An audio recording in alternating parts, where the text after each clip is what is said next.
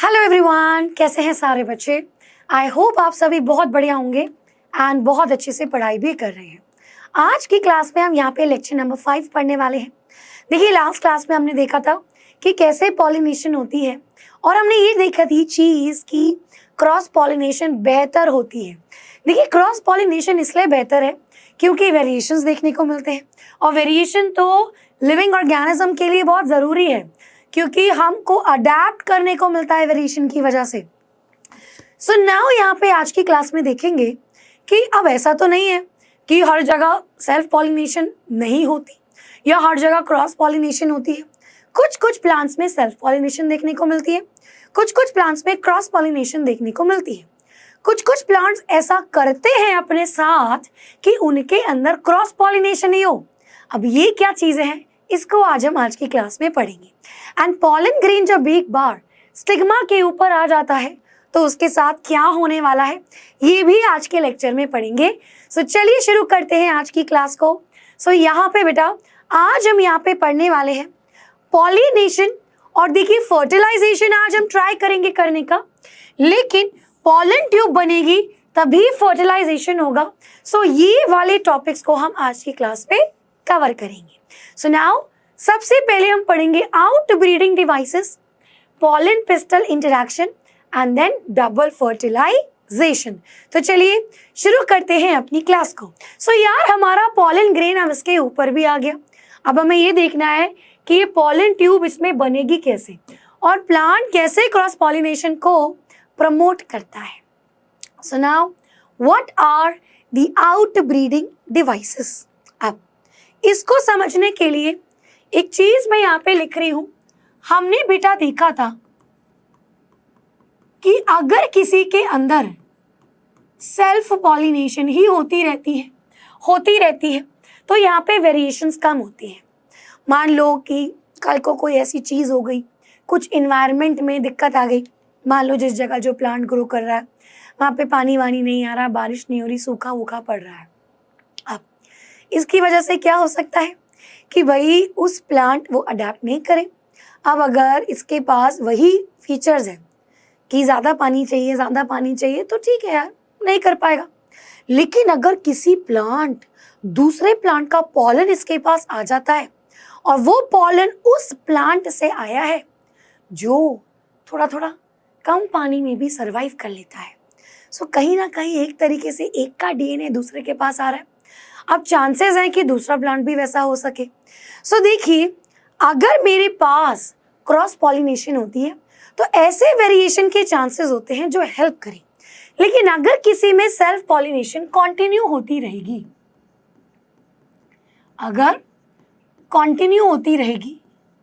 Then there will be no variation. जो progenies हैं यानी जो नए नए प्लांट्स होंगे, जो आगे आने वाली जनरेशन्स हैं, ये बच्चे वीक होती जाएंगी और इस चीज को हम कहते हैं इनब्रीडिंग डिप्रेशन। इस चीज को क्या कहते हैं? इनब्रीडिंग डिप्रेशन कहते हैं। सो यहाँ पे अब हमको क्या करना है, प्लांट्स अपने अंदर मैं नेचुरली की बात कर रही हूँ कि प्लांट कैसे अपने आप को तैयार करते हैं कि क्रॉस पॉलिनेशन ही हो। So outbreeding devices are certain devices which are adapted by plants to overcome inbreeding depression, कि उनके अंदर inbreeding depression ना हो and प्रमोट करेंगे cross pollination.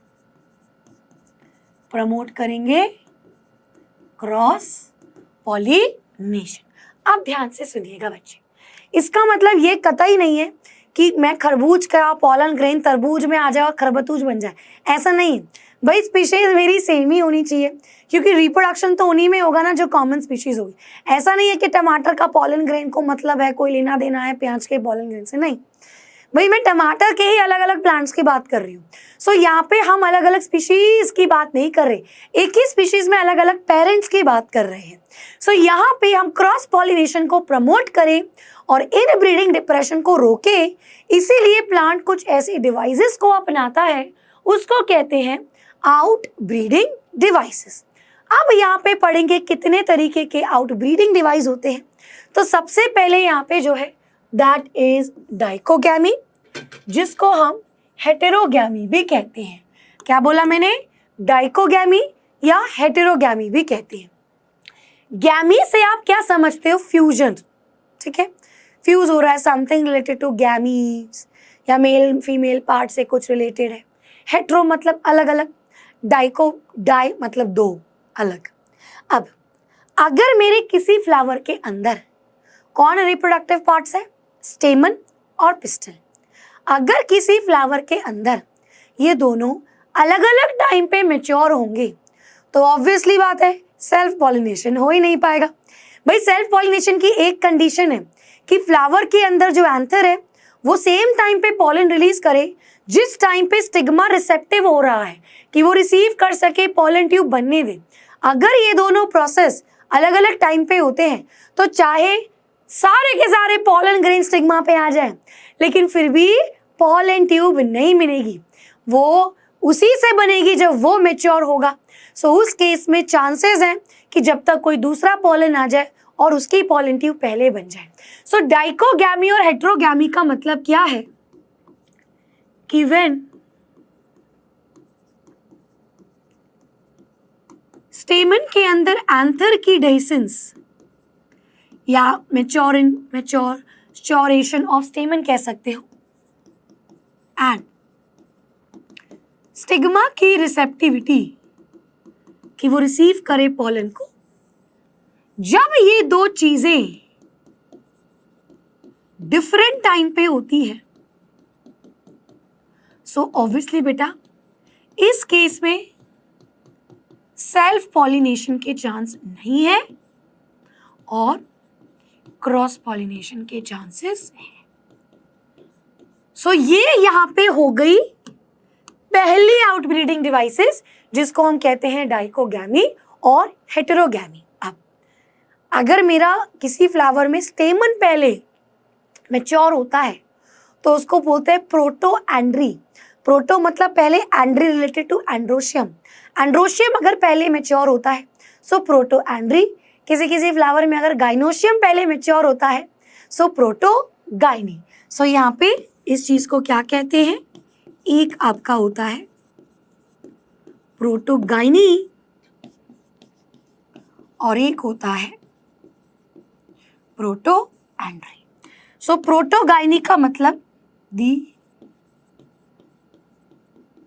Gynoecium mature first और प्रोटो एंड्री मतलब दी एंड्रोशियम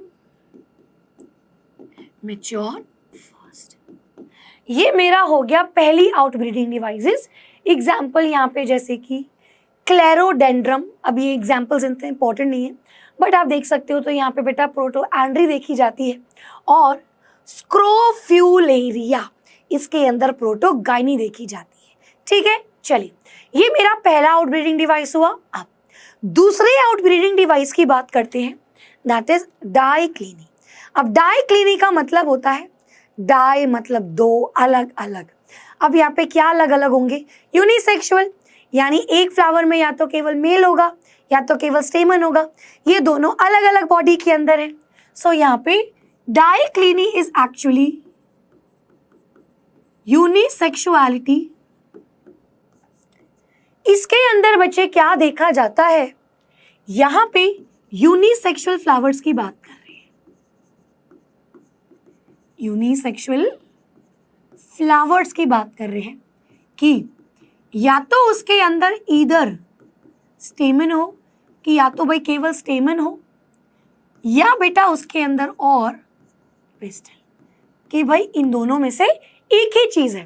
तो फ्लावर अगर यूनिसेक्सुअल होगा सो ऑब्वियसली बेटा यहाँ पे हम ऑटोगैमी को मना कर सकते हैं। अब इसमें थोड़ा समझने में थोड़ी सी और चीजें जाननी है। सो यहाँ पे देखिए जो प्लांट्स होते हैं वो दो तरीके के होते हैं। Plants are of two types. ये चैप्टर नंबर 1 में था, लेकिन क्योंकि वो हमारा रिड्यूस हो चुका है तो उसको हम नहीं पढ़ेंगे। एक मोनोइशियस और एक डाइशियस।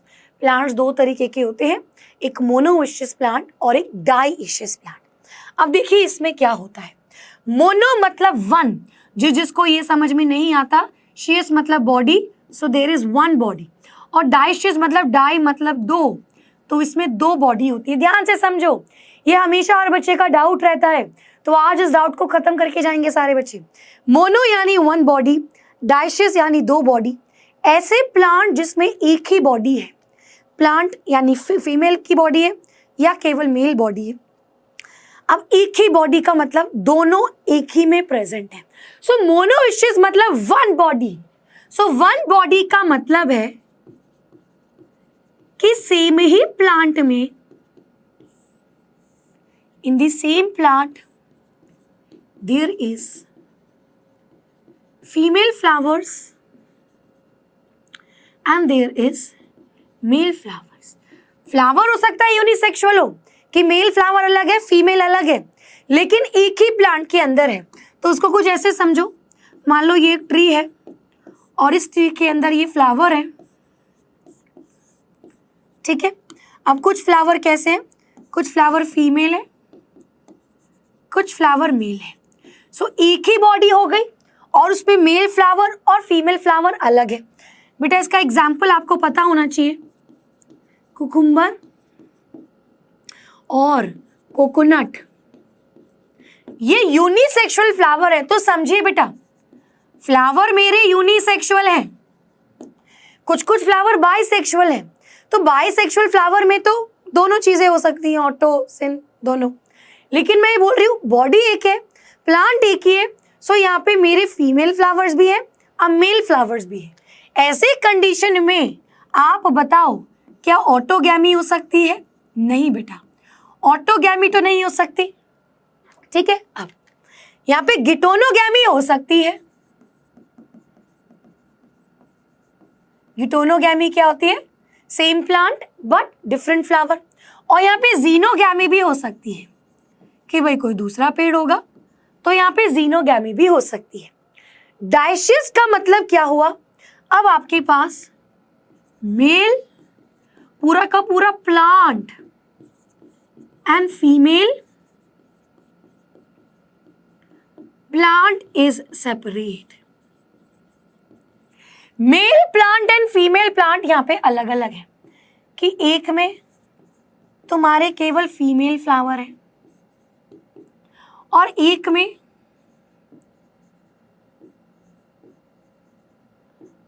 तुम्हारे केवल मेल फ्लावर है। तो ये ऐसी कंडीशन हो गई कि ये हो गया तुम्हारा फीमेल प्लांट और ये हो गया तुम्हारा मेल प्लांट, ठीक है। एक तुम्हारा फीमेल प्लांट, एक तुम्हारा male plant. Example, date palm, papaya, खजूर, पपीता, इनके अंदर दोनों प्लांट्स अलग अलग होती है। तो कभी पपीता का बगीचा हो तो वहां पे क्या होता है, वहां पे कुछ एक लाइन से मेल होंगे, एक लाइन से फीमेल होंगे, ताकि उनमें अलग अलग पॉलिनेशन होगा। सो यहाँ पे बेटा डाइशियस के अंदर the both plants are different. अब यहाँ पे बताओ, यहाँ पे ऑटोगैमी हो सकती है? नहीं हो सकती। यहाँ पे गिटोनोगैमी भी नहीं हो सकती। यहाँ पे केवल जीनोगैमी हो सकती है या एलोगैमी, एक ही बात है, केवल ये हो सकती है बच्चे। सो ये मेरा सेकेंड आउटब्रीडिंग डिवाइस हो गया विच इज डाइक्लिनी, ठीक है। चलिए अब यहाँ पे बात करते हैं तीसरे आउटब्रीडिंग डिवाइस की, जिसको हम कहते हैं herkogamy. Now what do we understand by herkogamy? अब ये अलग अलग तरीके से होगा। सो गैमी यहाँ पे अगेन मेल और फीमेल पार्ट से रिलेटेड है, हर्को कुछ अलग अलग पोजीशन पे है। सो यहाँ पे बेटा क्या होता है, there is a special difference between stamen and pistil. Stamen और पिस्टल में एक स्पेशल डिफरेंस होता है। जैसे ये वाला एग्जाम्पल ग्लोरियोसा, आप यहाँ पे देखिए, ये यहाँ पे मेरे अलग है भाई और ये कहानी अलग है। सो यहाँ पे मेरे स्टेमन है भाई और ये स्टिग्मा मेरे यहाँ है, तो इन दोनों में काफ़ी अच्छी खासी दूरी है, तो चांसेस कम है कि यहाँ से यहाँ जाए, मतलब चांसेस हैं, बट ये भी चांसेस होंगे कि कोई दूसरे फ्लावर का पॉलन इस पे आ जाए। सो एक स्पेशल डिफरेंस होता है, इसको हम कहते हैं herkogamy. So this is the third, ये तीसरा मेरा क्या है आपका आउटब्रीडिंग डिवाइसेस जो प्रमोट करेगा cross pollination. So it is the special difference between the stamen and pistil. ठीक है, चलिए अब इसी के अंडर एक आता है हर्कोगैमी, सॉरी हर्कोगैमी के अंदर हेटेरोस्टाइली। तो ये पर्टिकुलर स्टाइल यानी पर्टिकुलर ये कार्पेल की बात कर रहा है, जिसको आप पिस्टल भी कहते हो। अब यहाँ पे देखिए, कुछ कुछ फ्लावर्स ऐसे होते हैं जो अलग अलग तरीके की लेंथ दिखाते हैं। So this flower is example primrose. तो इसमें क्या होता है हेटेरोस्टाइली, यानी डिफरेंट लेंथ ऑफ कार्पेल।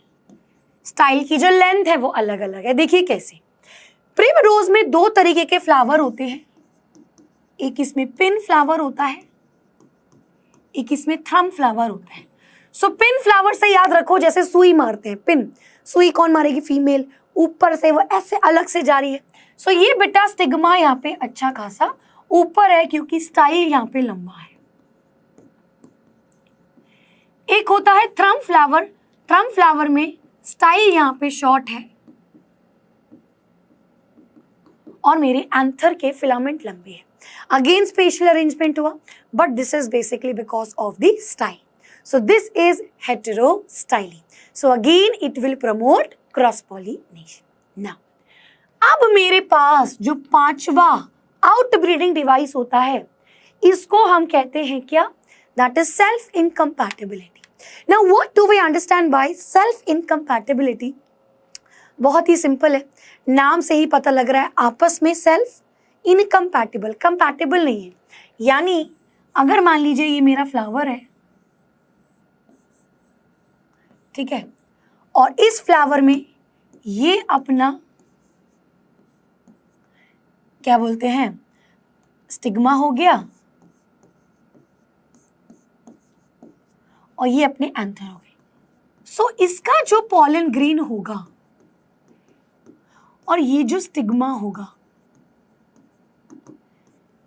ये आपस में बच्चे इनकम्पैटिबल होगा। कहने का मतलब ये है कि जो स्टिग्मा होगा it will not allow pollen grain to germinate,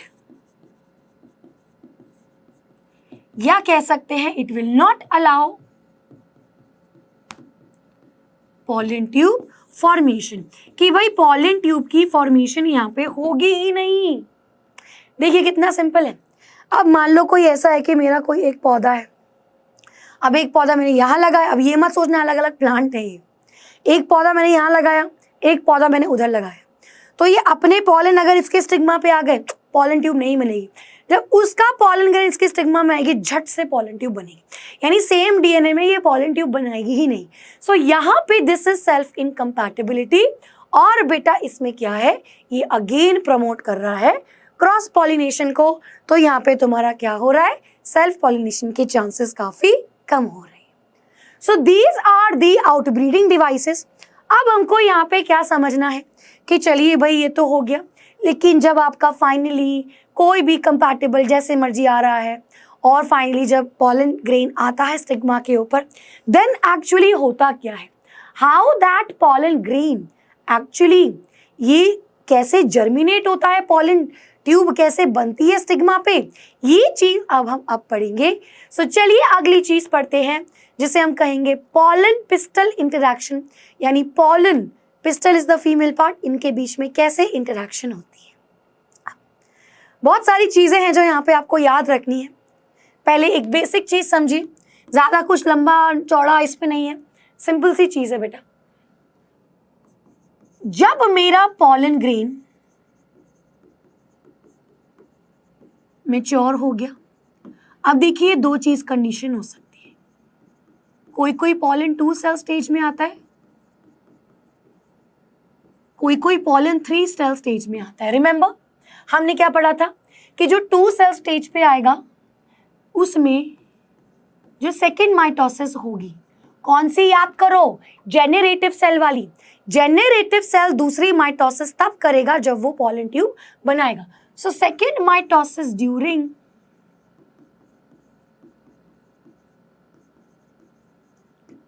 pollen tube formation, और 3 सेल स्टेज में कुछ नहीं है, ऑल माइटोसिस हो चुकी है, ये कंप्लीट हो चुकी है, ठीक है। यानी इसके अंदर अभी 2 स्पर्म सेल्स नहीं है लेकिन उसमें है। अब जब आपका पॉलन ग्रेन यहाँ पे अच्छे से मैच्योर हो गया एंड बेटा ये लैंड करता है ऑन कंपैटिबल मैच्योर्ड स्टिग्मा, तो जो उसका कंपैटिबल स्टिग्मा है, मैच्योर हो चुका है, जब ये उस पे लैंड करेगा तो ये बेटा जो स्टिग्मा होता है, इस स्टिग्मा में कुछ शुगरी सब्सटेंस होता है, ठीक है। There is some sugary substance जिसको पॉलन ग्रेन एब्जॉर्ब कर लेता है।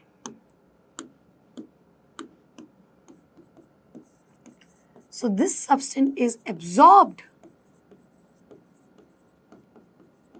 Bye pollen grain. Pollen grain थोड़ा सा स्वेल होता है और जो उसकी एंटाइन है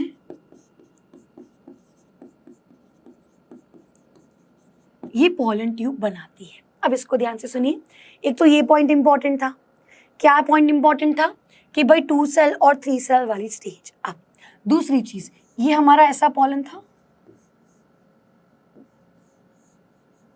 ठीक है, ये तुम्हारी इंटाइन है, दिस इज द एक्साइन, ये बच्चे जर्मपोर होता है, this large is the vegetative cell, ये वेजिटेटिव सेल का न्यूक्लियस, और ये मेरे जेनरेटिव सेल जो 2 में डिवाइड हो गए, these are the 2 male gamete. So जब बेटा ये उस सब्सटेंस को एब्जॉर्ब करता है तो ये इंटाइन फूलने लगती है और ये इंटाइन ऐसे बाहर आने लगती है,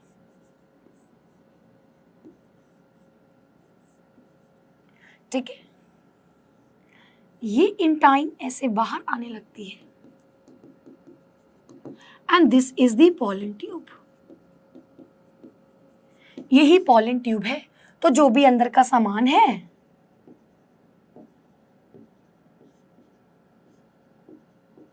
वो आगे ट्रैवल करने लगता है। सो ये intine it comes out. So intine बेटा यहाँ पे क्या कर रही है, पॉलन ट्यूब बना रही है and this pollen tube will emerge from the germ pour.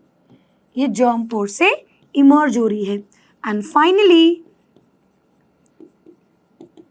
Reaches the ovule, और कहां से एंटर करती है, याद करो, माइक्रोपाइल रीजन से। Enter from micropyle region. अब देखिए कैसे। सो ये अपना ओव्यूल था, अब मैं आपको यहां पे भी बना के दिखाती हूं। इट इज लाइक दिस, मान लो दिस इज द ओवरी, ठीक है, तो ये अपना ओव्यूल है यहां पे। अब मान लो यहाँ पे हमारे सिनर्जिड है, यहाँ पे हमारा एग है,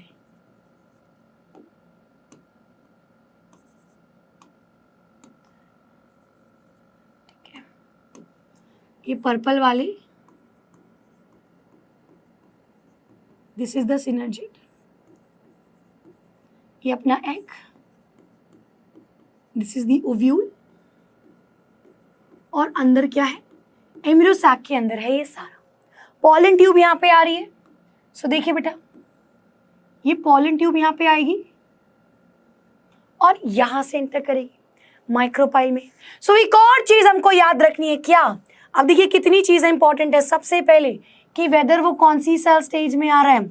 दूसरी चीज कि it is actually the intine और ये जर्म पोर से इमर्ज हो रही है। दूसरी चीज बेटा, वेजिटेटिव सेल भी मदद करता है, सेल भी इसमें हेल्प करता है। अब अगर मैं यहाँ पे सिनर्जिड्स की बात करूं तो माइक्रोपाइल से एंटर होगा और यहाँ पे फिलीफॉर्म अपैरेटस होता था। फिलीफॉर्म अपैरेटस जो गाइड करता है पॉलन ट्यूब को। सो केवल पॉलन ट्यूब बनना केवल वही नहीं है कि ठीक है ट्यूब बन गई।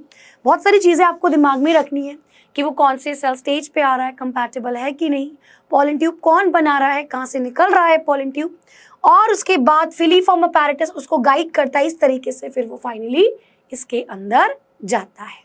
Now this is the pollen pistil interaction और I can say कि कैसे ये पॉलन ट्यूब बनाता है। अब बेटा यहाँ पे एक चीज समझिए, ये जो पॉलन ट्यूब इस स्टाइल के अंदर एंटर कर रही है तो ऑब्वियसली यहाँ पे सेल्स को ये खराब कर रही होगी। सो एक चीज यहाँ पे ध्यान रखिएगा कि ये जो स्टाइल होता है बेटा, कोई कोई तो हॉलो होती है और किसी किसी में सेल्स होती है। तो ये सारे सेल्स का ब्रेकडाउन होता है। पेक्टिन अगर है उसके पेक्टिनेज उसको डाइजेस्ट करता है। देखिए क्या लिख दिया मैंने, ये आपने पढ़ा है क्लास 11th में कि भाई जो सेल वॉल होता है उसमें मिडिल लैमेला है, बीच में पेक्टिन है, तो मेरे सेल्स को तोड़ता हुआ आएगा पॉलन ट्यूब। अगर मेरे स्टाइल के अंदर सेल्स हैं तो वो पेक्टिनेज एंजाइम भी होना चाहिए जो कि इसको ब्रेक करे। फाइनली वो करते करते अंदर पहुंच जाता है।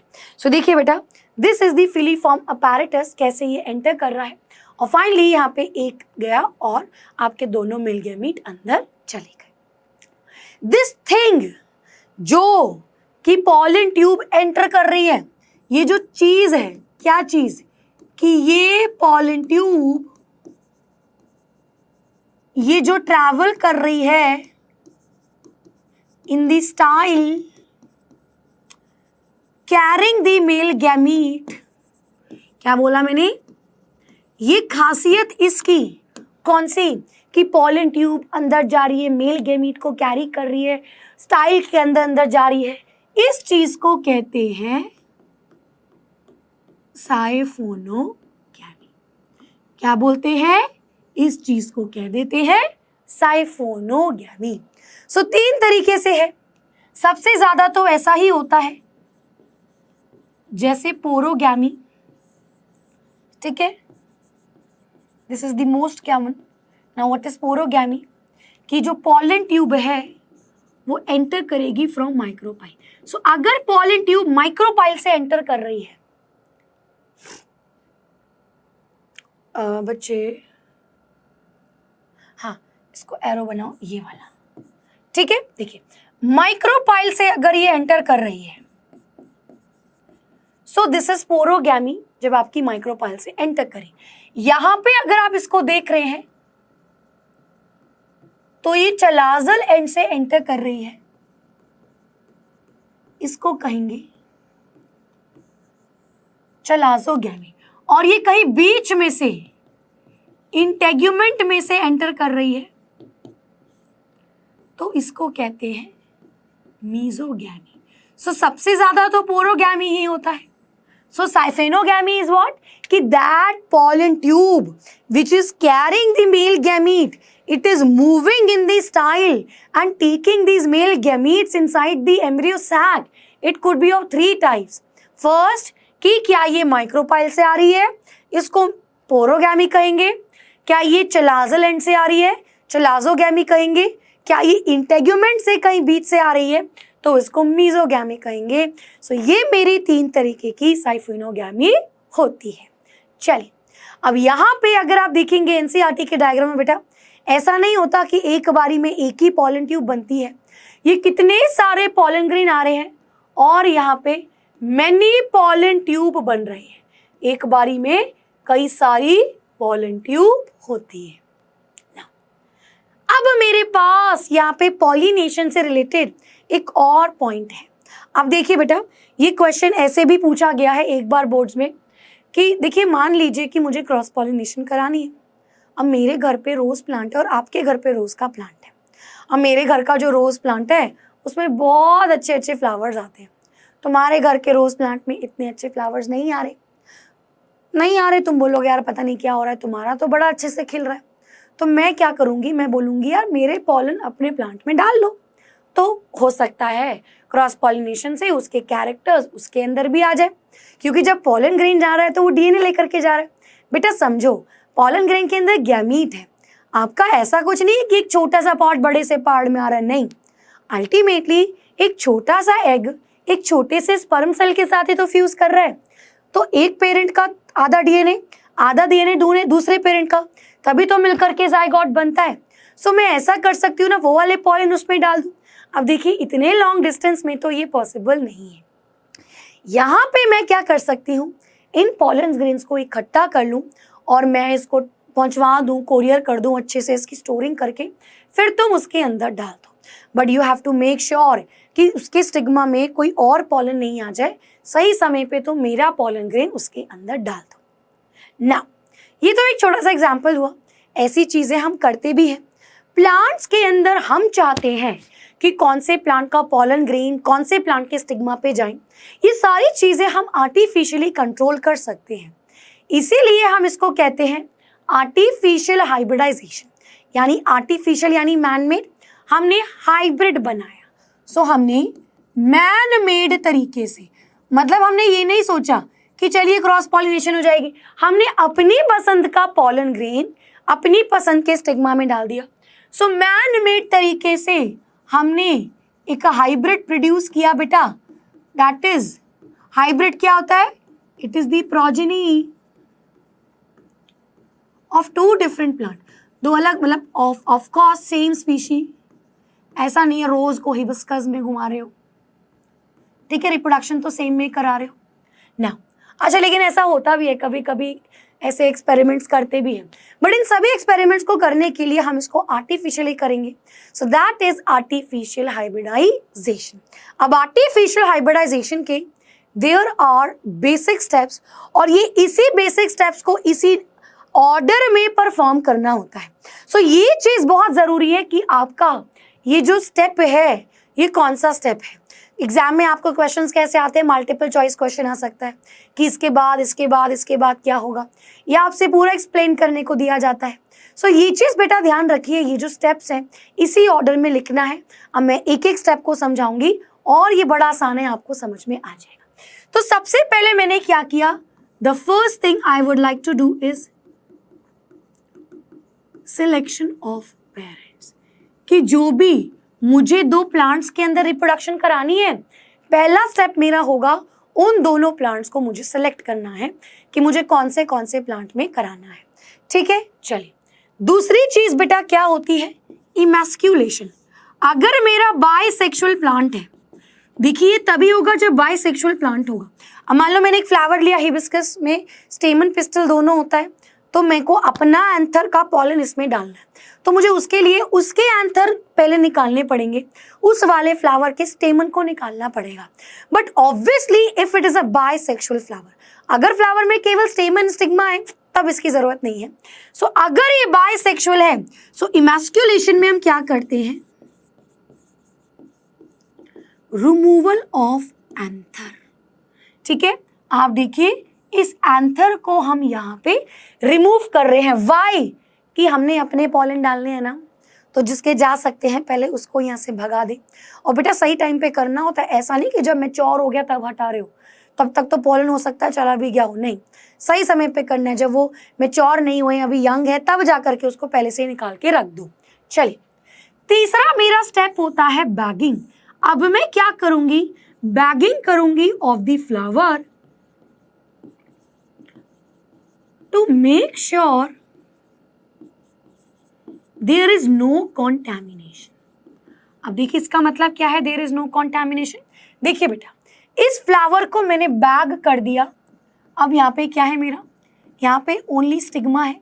भाई ऐसा हो सकता है कि जब तक मैं इसमें पॉलन छिड़कूं तब तक कोई दूसरा पॉलन आ जाए, ये मान लो मैंने ही पहले पॉलन डाला और उसके बाद कोई दूसरा आ जाए और उसकी पॉलन ट्यूब पहले बन जाए, तब तो कहानी गड़बड़ हो जाएगी।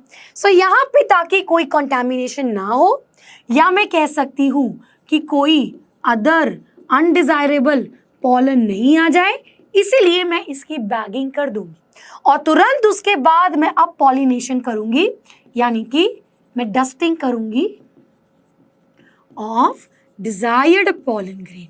हमने जो स्टार्टिंग में पॉलन ग्रेन को कलेक्ट किया था, अब देखिए बेटा हम ये भी पढ़ चुके हैं कि पॉलन ग्रेन को आप स्टोर कैसे कर सकते हो।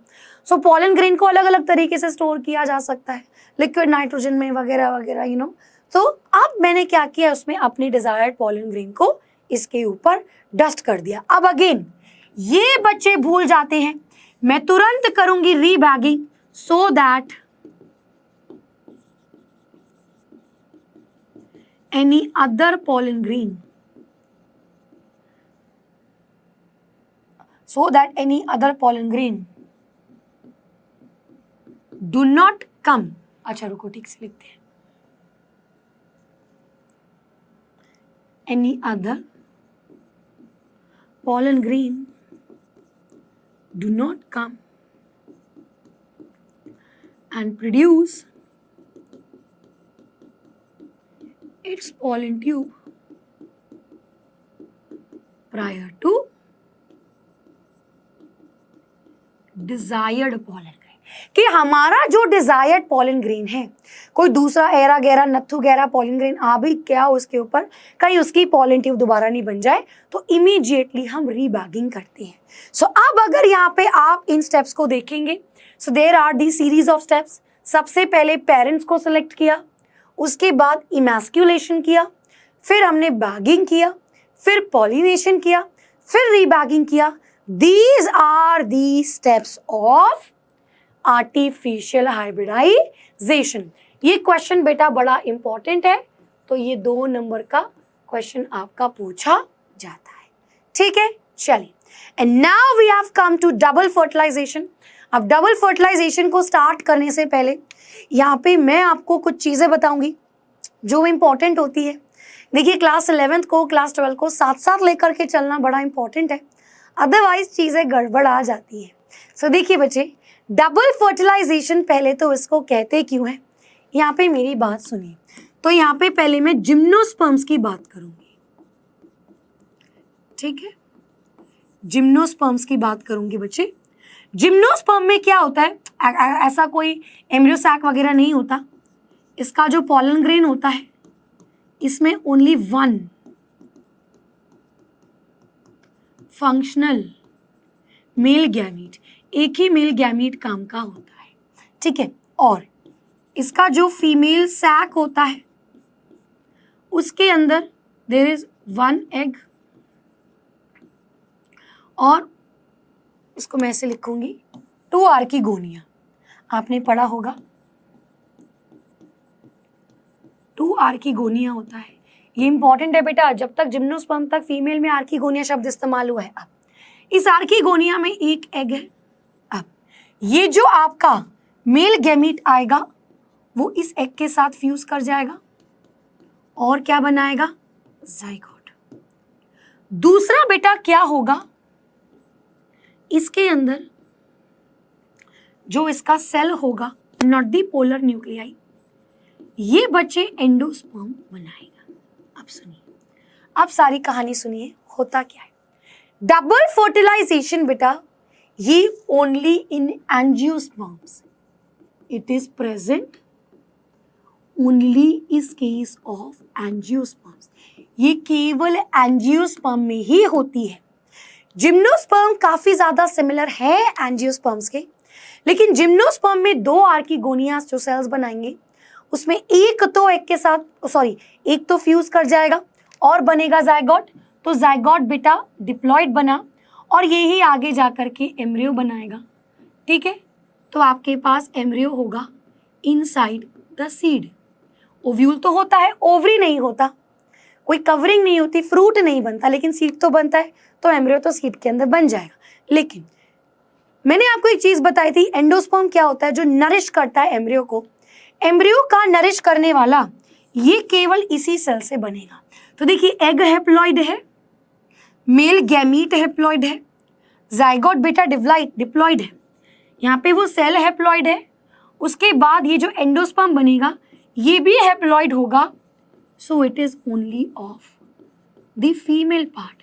सो एंडोस्पर्म बेटा क्या होता है, ये नरिश करता है एम्ब्रियो को। तो सीड के अंदर एंडोस्पर्म होगा और एम्ब्रियो होता है, एम्ब्रियो को नरिश करता है एंडोस्पर्म। सो ये एंडोस्पर्म केवल आपका फीमेल पार्ट ही बनाता है, मेल का पार्ट यहाँ पे पार्टिसिपेट नहीं करता।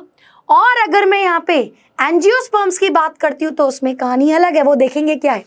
लेकिन आपका जो जाइगोट होगा, एम्ब्रियो बनेगा, उसको ये ही नरिश करेगा। So endosperm is haploid in case of gymnosperm and zygote तो ऑब्वियसली हर किसी में डिप्लॉइड ही होता है। तो ये मेरी जिम्नोस्पर्म की कहानी है। बट एंजियोस्पर्म्स के अंदर क्या होता है, देयर इज डबल फर्टिलाइजेशन। अब देखिए बेटा, यहाँ पे कुछ साइंटिस्ट हैं। दो साइंटिस्ट होते हैं, एक का नाम है आपका कैमेरेरियस और एक बेटा नवास्चिन। ये आपको याद रखना है। देखिए बेटा, सेक्सुअल रिप्रोडक्शन एक कैमेरेरियस ने देखा था। तो क्वेश्चन अगर आता है कि सेक्सुअल रिप्रोडक्शन किसने देखा था, एक कैमेरेरियस ने एंजियोस्पर्म में सेक्सुअल रिप्रोडक्शन देखा। इसका मतलब था उन्होंने देखा कि प्लांट्स के अंदर सेक्सेस होते हैं और यहाँ पे फ्यूजन होता है। और नवास्चिन ने बेटा क्या देखा था, नवास्चिन ने देखा था कि यहाँ पे एक चीज होती है जिसको कहते हैं ट्रिपल फ्यूजन। फर्टिलाइजेशन तो हो रही है, लेकिन एक और चीज हो रही है, ट्रिपल फ्यूजन। तो इन्होंने बेटा डबल फर्टिलाइजेशन को डिस्कवर किया था। नवास्चिन ने डबल फर्टिलाइजेशन डिस्कवर किया, कैमेरेरियस ने सेक्सुअल रिप्रोडक्शन डिस्कवर किया।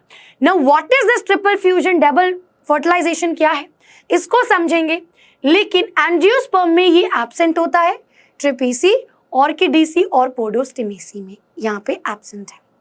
ठीक है, अब ये चीज मैं आपको बताऊंगी अगली क्लास में। बेटा आप लोग थोड़ा सा प्लांट किंगडम का वो लास्ट वाला पैराग्राफ एक बार समझ के आना, बिकॉज ये रिलेट करना बहुत जरूरी है। फिर हम नेक्स्ट क्लास में यहाँ पे डबल फर्टिलाइजेशन और इसके बाद आगे क्या होता है ये पढ़ेंगे। नेक्स्ट क्लास फिर फर्टिलाइजेशन के बाद पोस्ट फर्टिलाइजेशन। तो आज के लिए बच्चे इतना ही, हम मिलेंगे नेक्स्ट क्लास में। Bye bye and thank you.